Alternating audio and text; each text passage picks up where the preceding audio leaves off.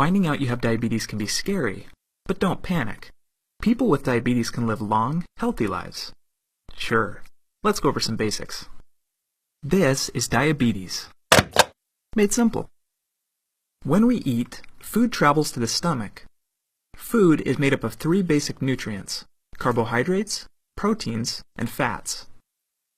During digestion, carbohydrates are broken down into sugar, otherwise known as glucose. Here's a quick fact. Carbohydrates include foods such as bread, rice, pasta, potatoes, fruit, milk, and yogurt. In a normal digestive process, sugar travels from the stomach, through the bloodstream, to your body's muscle and fat cells. However, sugar can't enter these cells without the help of a special hormone called insulin, which is produced by the pancreas.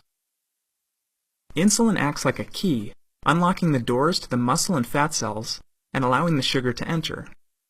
The cells then use this sugar as fuel to provide energy for the body. When this process is functioning properly, sugar entering the bloodstream from the stomach is able to exit the bloodstream at the muscle and fat cells. In this manner, the body is able to regulate the concentration of sugar in the bloodstream. Now let's see what happens in a person with diabetes. Sugar enters the bloodstream, but one of two things happens. Either the pancreas does not produce a sufficient quantity of insulin to match the sugar entering the bloodstream, or the body cells do not respond to the insulin that the body is producing. In both cases, the result is the same. Cell doors remain closed, causing sugar to get backed up in the bloodstream. As a result, blood sugar levels rise. This creates several problems. Because sugars are not able to enter your body's cells, your body is not getting the fuel it needs. As a result, you may feel tired or fatigued. Your body may try to dilute the excess sugar in the bloodstream by pulling fluid out of your cells. This can leave you feeling dehydrated and thirsty. Most importantly, over time, exposure to high blood sugar levels can cause damage to vital organs connected to the bloodstream, such as your eyes, kidneys, nerves, and heart. If not controlled properly, diabetes can lead to serious complications, such as blindness, amputation, kidney failure, heart attack, and stroke.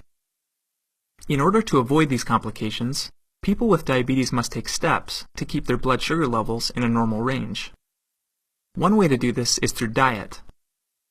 By reducing the amount of carbohydrates you eat in a single meal or snack, you can regulate the amount of sugar entering the bloodstream and prevent your body's insulin supply from becoming overwhelmed. This may mean limiting high-sugar foods such as cake, pie, candy, and soda.